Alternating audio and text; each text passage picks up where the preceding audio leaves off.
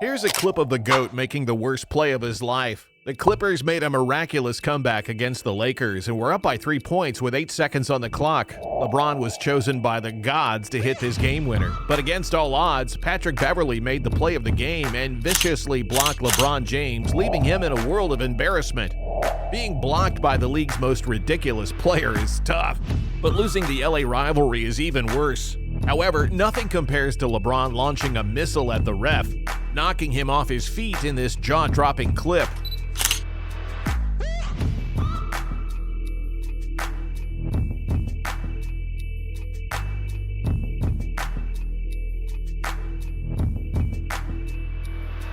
Hey there, welcome to Rim Review, where we analyze film, uncover trade rumors, end debates, and expose the NBA's dirtiest secrets. Join us as we look back at some of the worst plays made by the very best of the NBA. Yikes! Looks like the ref is not the only dolphin flopping on the court, because in this clip, Steph was caught slipping before he proceeded to complete one of the most embarrassing plays in NBA history. That play got so much flack, Steph was asked about it on a late-night show.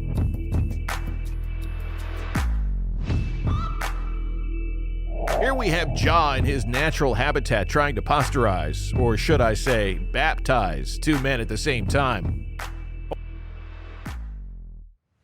Holy moly, now that is a block you'll only see in 2K. After being swatted like a fly, Ja just hasn't been the same this year, even though he loved firing his imaginary gun on the court.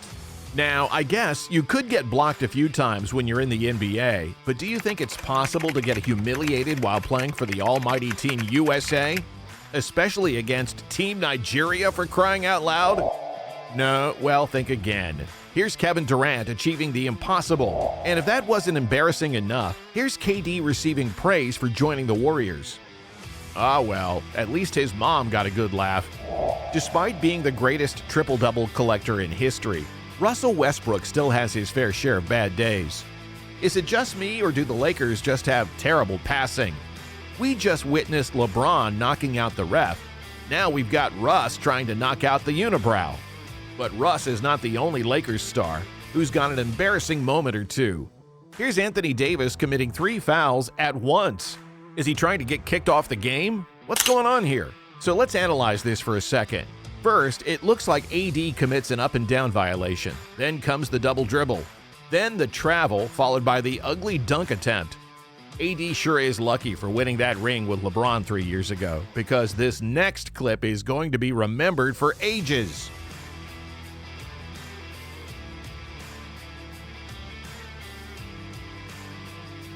James Harden is renowned for being one of the greatest offensive players to ever play in the NBA. But he is also renowned for being one of the greatest players to never win a championship. Now, why would that be? Here's one reason. After that clean behind-the-back dribble, Harden is tightly marked by Hart. With only a few seconds remaining on the clock, Harden needs to make the shot. Hart's move in this situation is nothing short of ingenious. He cleverly uses his long arms to obstruct Harden's vision, causing Harden to fumble the ball before attempting to shoot. And to add insult to injury, Harden slams the ball into the ground only to get smashed in the face. Ouch, that one's gonna sting. Well, at least Harden didn't use his signature move where he jumps into the defender to force a foul via flopping. If only Bradley Beal could have done the same. In this clip, Bradley has no business being on this side of the court when in reality he should be busy getting back on defense. However, Bradley tries to be smart and lunges into Al Horford, but is caught in midair before falling back to the ground for seemingly no reason. Horford notices Bradley's smart play and claps his hands in total admiration.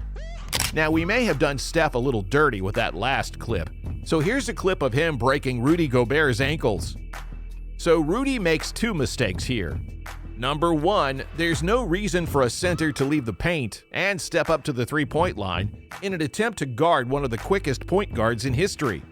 But Rudy accepts the challenge and proceeds to get spun around thanks to Chef Curry's lethal crossovers. Even though that turned out wrong for Rudy, he does deserve his applause for paying attention the entire play. Because if you don't, here's what could happen. The Splash Brothers are one of the best duos to ever grace the game due to their incredible shooting prowess from beyond the arc.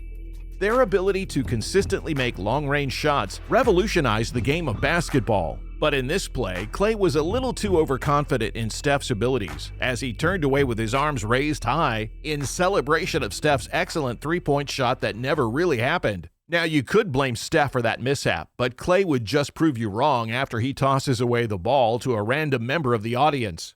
And if you didn't know, the Euro step is awesome because it's a crafty move that allows players to evade defenders and grab buckets. But quickly changing direction and using their body to shield the ball, players can confuse their opponents and get tons of open looks. Here's Karl Anthony Towns demonstrating what not to do when attempting the Euro step. There's really no reason to perform a Euro step when you're not being guarded by anyone. And if you're wide open, isn't it best just to shoot the ball? Karl had a different plan when he not only airballed a wide open jump shot, but also caught the ball as it sailed through the air. Even though Joel Embiid won MVP this year, he still just had to make it to our list. Now, I have no idea what possessed Embiid, but missing 3 dunks in the same game is not normal for a player of his caliber. What's crazy is that he was left open, too. Speaking of possessions, the entire world could not help but fail to understand what went wrong with 3-time All-Star Ben Simmons. After receiving a $177 million contract, Ben Simmons became the franchise player for the Sixers alongside Joel Embiid.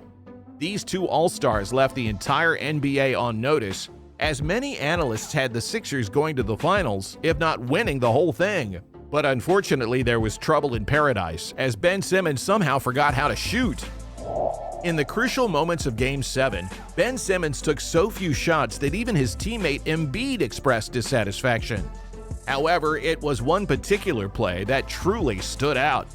Instead of going for a wide-open dunk from under the basket, Ben chose to pass the ball, which left many questioning his decision-making. His subpar performance in that game led to harsh criticism from Embiid, the coach, and NBA fans alike. The intense scrutiny took a toll on Ben, leading to a decline in his shooting abilities. He gradually became hesitant to take shots in subsequent games, prompting him to seek help from a psychologist and a group of trainers to regain his confidence and shooting form. Since joining the Nets, Ben Simmons seems to be on an upward trajectory. His field goal percentage has notably improved, standing at an impressive 56% this season.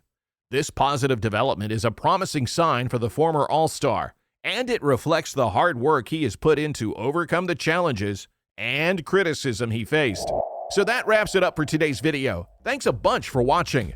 Be sure to leave a comment, and before you leave, why not like and subscribe? We'll see you next time.